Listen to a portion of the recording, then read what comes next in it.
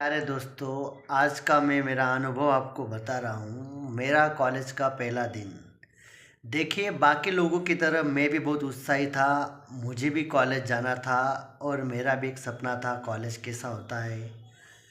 तो मैंने इसके लिए बहुत तैयारी की। जैसे मैं 10वीं पास हुआ तो मेरी एक आदत थी, अच्छी आदत, कि जब मैं 7वीं में था तो 10वीं के बच्चों में रहता था। जब 10वीं में गया तो कॉलेज बीए के बच्चों में रहता था, 12वीं के बच्चों में रहता था। और जब 12वीं में गया, बीए में गया, तो एमए के बच्चों के साथ रहता था। तो मुझे कॉलेज को जाना था मेरे कुछ दोस्तों के साथ। मैंने वार्तालाप किया, तैयारी की। थोड़ा बहुत खेती में काम कर लेता था, थोड़े बहुत पैसे आ जाते थे। तो फिर मैंने एक अच्छा बैग लिया, जैसे मैं हूं ना वगैरह मूवी में जैसे कॉलेज स्टूडेंट जाते हैं, पूरा फिल्मी स्टाइल में मैंने तैयारी की। मस्त बैग लिया। फिर एक दोस्त के साथ जो सीनियर था उसके साथ कॉलेज गया।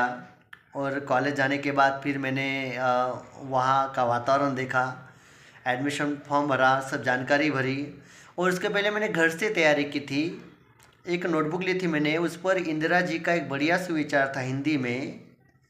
किसी ने मेरा कितना भी द्वेष किया, फिर भी मुझे देश को आगे ले जाने की जो निष्ठा है, देश पे मेरा कम नहीं होगा, ऐसा था। वो मैंने मराठी में ट्रांसलेट कर लिया और उस नीचे मेरा नाम लिख लिया।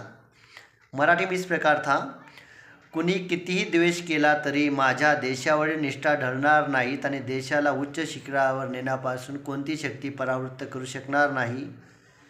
मैं गया, वहाँ प्रिंसिपल सर थे, वाइस प्रिंसिपल सर थे, उनकी कैबिन में गया। मैंने एडमिशन फॉर्म दिखाया। सर ने पूरा पढ़ा, मेरे गांव का नाम पढ़ा। और सर ने मुझे कहा कि देखो, तुम्हारे इलाके के जो छात्र स्टूडेंट हैं वो ज़्यादा कॉलेज रेगुलर नहीं आते, क्या तुम आओगे रेगुलर? मैंने तुरंत तो बैग खोला, उसमें से वो नोटबुक निकाली, बड़ी नोटबुक थी। उसमें पहला पेज सर को दिखाया। सर, इंदिरा जी का अच्छा सुविचार जो मैंने आपको पढ़कर बताया वही, नीचे मेरा नाम। वाइस प्रिंसिपल सर बहुत एक्टिव थे, उन्होंने मेरा नाम याद रखा और सभी प्रोफेसर्स को मेरा नाम बता दिया। 11वीं में सभी प्रोफेसर को मेरा नाम याद रह गया। बाहर हिंदी के प्रोफेसर मिले, ठाकरे सर। उन्होंने कहा चलो पहला लेक्चर अटेंड करना है, चलो दगा पाटिल। मैं शौकीन हो गया, सर को मेरा नाम कैसे पता चल गया। मैं गया, सर ने 11वीं का पहला लेक्चर दिया जो बहुत ही बढ़िया था, जो मुझे आज भी याद है।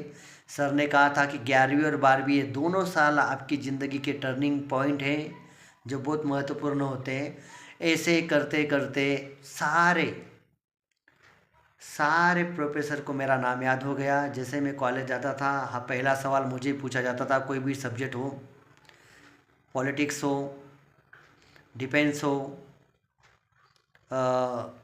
उसके बाद हिंदी हो, कोई भी क्वेश्चन मुझे पूछा जाता था।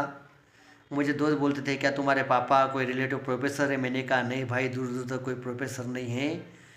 मेरे पहले दिन की शुरुआत ही ऐसी होगी कि सभी प्रोफेसर को मेरा नाम याद रह गया। वो पहला एडमिशन का दिन था। उसके बाद मेरे एक दोस्त के साथ फिर मैंने सिनेमा घर गया और मैंने एक मूवी देखा, मस्ती मूवी था। और बहुत बहुत हंसी मुझे आई इस मूवी में। और पहला कॉलेज का दिन ऐसे मेरे लिए यादगार रहा। इस यूट्यूब चैनल पर मैं आपको सारी जानकारी बारी बारी से देने वाला हूँ। प्लीज़ कृपया इस चैनल को लाइक और सब्सक्राइब कीजिए। और मेरे निजी जीवन के अनुभव मैं आपको बताने वाला हूँ। कुछ ना कुछ सीखते रहिए, अच्छा करते रहिए। ज़िंदगी इतनी निराश नहीं है जितना हम समझ लेते हैं। 36 की उम्र में 26 की ज़िंदगी जीना है। 26 की उम्र में 16 साल की ज़िंदगी जीना सीखिए। हंसते रहिए, दूसरों को हंसाते रहिए, थोड़ा थोड़ा ईश्वर भक्ति में लीन रहिए। और इस यूट्यूब चैनल को आप सुनते रहिए। No tension, only motivation. Thank you.